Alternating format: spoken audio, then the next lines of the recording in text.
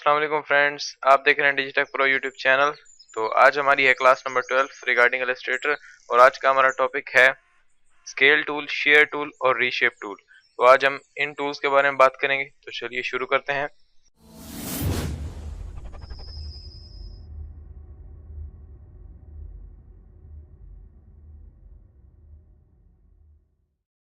मैं यहाँ से इलस्ट्रेटर को ओपन करता हूँ और यहाँ पे मैंने एक ब्लैंक डॉक्यूमेंट लेके रखा हुआ है। मैं इसको जूम कर लेता हूँ और ये है आपका जो स्केल टूल। मैं आपको जूम करके दिखा देता हूँ। ये जहाँ पे हमने पहले पढ़ा था रोटेट टूल, उसी से आगे आपको यहाँ पे ये एक काइट सा आइकन बना हुआ है। तो ये है आपका स्केल टूल, इसकी शॉर्टकट की है एस।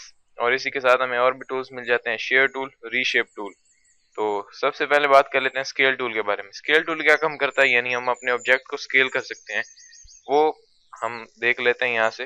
सबसे पहले तो मैं एक रेक्टेंगल टूल लेता हूँ और यहाँ पे मैंने शिफ्ट के साथ एक स्क्वायर बना दिया। तो इसको अब हमें स्केल करना है, तो हम ये तो इससे भी कर सकते हैं, सिलेक्शन टूल से भी, इस तरह से। लेकिन स्केल टूल का पर्पस क्या है वो मैं आपको बताता हूँ। यानी जैसे मैंने यहाँ पे लिया इस तरह से और मैं सिलेक्शन टूल से अपने ऑब्जेक्ट को ये अब स्केल कर रहा हूँ। तो इस तरह से आप स्केल तो कर सकते हैं। स्केल टूल का क्या बेनिफिट है, इससे हम क्या कुछ कर सकते हैं।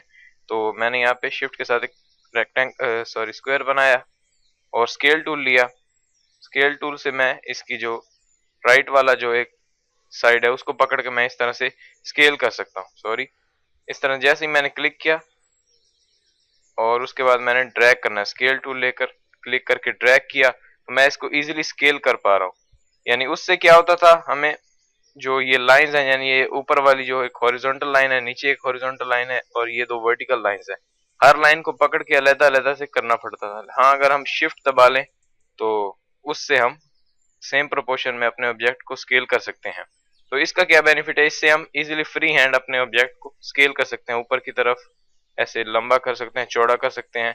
इसके साथ साथ अगर आप शिफ्ट दबा दें तो सिर्फ आप इस तरह से करेंगे। हाँ, अगर आप ऊपर ले जाएं तो आप वर्टिकली भी इसको स्केल कर सकते हैं। लेकिन अगर यहाँ पे सेंटर में रखें तो सिर्फ आप इसको चौड़ा कर सकते हैं।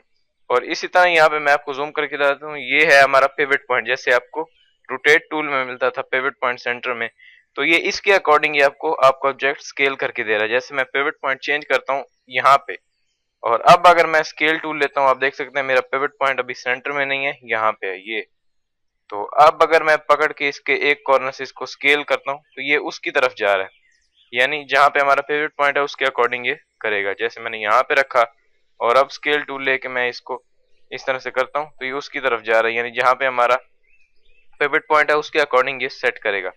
तो अगर मैं इसको सेंटर में रख दूं यहाँ पे ही और इसको मैं इस तरह से स्केल करूं तो ये सेंटर की तरफ इसलिए बढ़ रहा है। इसी तरह हम यहाँ पे कुछ बनाते हैं। जैसे हमारा पिवट पॉइंट अभी सेंटर में है, आप देख सकते हैं यहाँ पे सेंटर में हमारा पिवट पॉइंट है। मैंने इसके एक कॉर्नर से पकड़ा और मैंने इसको आगे की तरफ पिवट पॉइंट की तरफ ड्रैग किया और मैं साथ ही मैंने ऑल्ट एंड शिफ्ट दबा दी। शिफ्ट इसलिए मैंने प्रेस किया है ताकि सेम प्रोपोर्शन में ये हमारा छोटा हो, और ऑल्ट इसलिए ताकि एक कॉपी भी जनरेट हो जाए। तो जैसे ही मैंने यहाँ पे आके माउस का बटन भी रिलीज किया और ऑल्ट एंड शिफ्ट को भी रिलीज किया तो एक कॉपी यहाँ पे जनरेट कर दी उसने पिवट पॉइंट की तरफ। उसके बाद अपने प्रोसेस को मैं रिपीट कर रहा हूँ, किस तरह से, कंट्रोल डी से यानी हमने जो अभी एक्शन किया उसको रिपीट करेगा। तो कुछ इस तरह से आपको, यानी वो ऑब्जेक्ट्स को यानी कॉपी उसकी जनरेट करता जा रहा है पिवट पॉइंट की तरफ। तो इस तरह से आप बहुत ही इंटरेस्टिंग चीजें स्केल टूल्स की मदद से बना सकते हैं। जैसे मैंने अपने ऑब्जेक्ट को सिलेक्ट किया, स्केल टूल लिया, मैंने पिवट पॉइंट अपना यहाँ पे रख दिया ऊपर वाले कॉर्नर में। और अब अगर मैं स्केल टूल लेके इसके एक कॉर्नर से पकड़ के ऑल्ट एंड शिफ्ट के साथ आगे एक कॉपी लेता हूँ, उसके बाद कंट्रोल डी प्रेस करता हूँ, तो कुछ इस तरह से आपको ये रिजल्ट दे रहा है। इसी तरह से अगर आप पिवट पॉइंट यहाँ पे रख दें राइट वाले ऊपर कॉर्नर में यहाँ पे, और अब इसे इस कॉर्नर से मैं स्केल टूल से पकड़ के छोटा कर रहा हूँ ऑल्ट एंड शिफ्ट के साथ, और अब अगर मैं इनकी कॉपी लेता हूँ कुछ इस तरह से आपको ये दिखेगा। तो इस तरह से आप स्केल टूल से अपने ऑब्जेक्ट को किसी भी, यानी आप अपने ऑब्जेक्ट को स्केल कर सकते हैं। तो आई होप कि आपको स्केल टूल समझ में आया होगा। उसके बाद मैं आपको समझाने के लिए यहाँ पे एक एलिप्स टूल लेता हूँ और ओवल बना देता हूँ। तो यहाँ पे मेरे पास सिर्फ स्ट्रोक है, फिल नहीं है। तो इसको मैंने सेलेक्ट किया, यहाँ से मैंने स्केल टूल लिया और अगर मैं चाह रहा हूँ कि ये वाला जो ऊपर वाला हमारा एंकर पॉइंट है, इसको मैं इस साइड से भी थोड़ा इधर बढ़ा दूं बाहर की तरफ और इसको भी बढ़ा दूं। तो ये अगर मैं डायरेक्ट सिलेक्शन टूल से करता हूँ, इसको सेलेक्ट करके यहाँ से इसको करता हूँ इधर, यानी इस हैंडल को पकड़ के राइट वाले को राइट की तरफ करता हूँ, लेफ्ट वाले को लेफ्ट की तरफ, तो ये हो सकता है कि हमारा सेम प्रोपोर्शन में ना हो, ये ज्यादा हो जाए, ये राइट वाला कम हो जाए। तो इसके लिए हम क्या करते हैं, मैंने इसको सेलेक्ट किया ऊपर वाले एक पॉइंट को डायरेक्ट सिलेक्शन टूल से, मैंने यहाँ से स्केल टूल लिया, सिर्फ कोई भी मैंने की प्रेस नहीं की और मैंने यहाँ से किसी भी हैंडल को पकड़ के इस तरफ किया, तो दोनों साइडों से हमें वो बढ़ा के दे रहा है। तो इस तरह से आप इजीली जो शेप्स होते हैं वो स्केल टूल से स्केल कर सकते हैं। उसके बाद हमारे पास यहाँ पे आ जाता है शेयर टूल। शेयर टूल क्या काम करता है, यानी जैसे मैं यहाँ पे एक स्क्वायर बना रहा हूँ ऑल्ट एंड शिफ्ट के साथ, इसको मैं स्वैप कर रहा हूँ फिल में और स्ट्रोक इसका मैं नन कर रहा हूँ। ये हमारे पास एक स्क्वायर है, इसकी मैं अब कॉपीज ले रहा हूँ, यहाँ पे एक कॉपी ली, बाकी मैंने कंट्रोल डी किया तो उसने रिपीट कर दिया, फिर सबको सिलेक्ट किया, नीचे की तरफ एक कॉपी ले ली इस तरह से। अब अगर मैं इनको स्केल करना चाहूँ तो सिलेक्शन टूल से करूंगा तो ये नहीं होगा, ये हम स्केल टूल से करेंगे इसको, यानी मैं करना चाह रहा हूँ थोड़ा तिरछा, यानी ऊपर से हमारा यहाँ से ये राइट की तरफ होगा, नीचे से लेफ्ट की तरफ। तो मैं सब ऑब्जेक्ट्स को सिलेक्ट करूंगा, यहाँ से मैं ले रहा हूँ शेयर टूल और सिंपली पकड़ के मैं इनको इधर रख रहा हूँ। कुछ इस तरह से ये आपको रिजल्ट देता है, यानी मल्टीपल ऑब्जेक्ट्स जब आपके पास होते हैं तो उनको आप शेयर टूल से यानी कोई और शेप दे सकते हैं, ऊपर की तरफ नीचे की तरफ आप किसी तरह से भी इनको शेयर कर सकते हैं। तो मैं इनको डिलीट कर देता हूँ। उसके बाद हमारे पास यहाँ पे आ जाता है रीशेप टूल। रीशेप टूल क्या काम करता है, तो रीशेप टूल को समझने के लिए मैं यहाँ पे सबसे पहले तो एक स्क्वायर बना देता हूँ। मैंने यहाँ पे एक ये स्क्वायर बना दिया। उसके बाद अगर मैं यहाँ पे एक एंकर पॉइंट ऐड करना चाह रहा हूँ तो हम वैसे क्या करते हैं, इसको सिलेक्ट करते हैं, पेन टूल लेते हैं और यहाँ पे क्लिक कर देते हैं।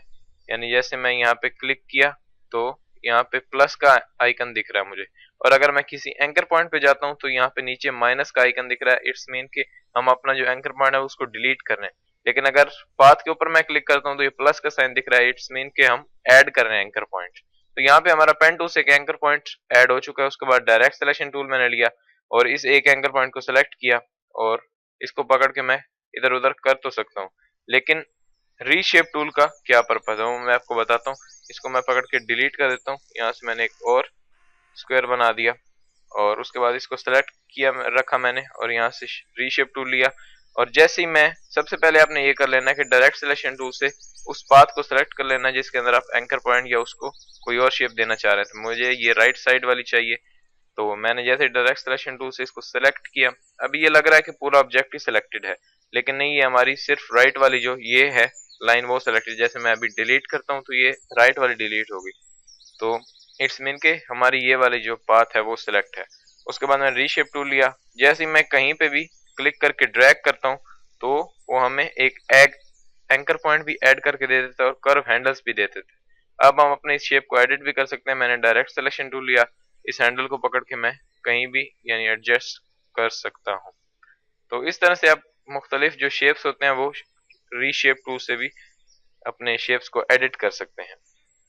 तो ये है हमारा स्केल टूल और शेयर टूल।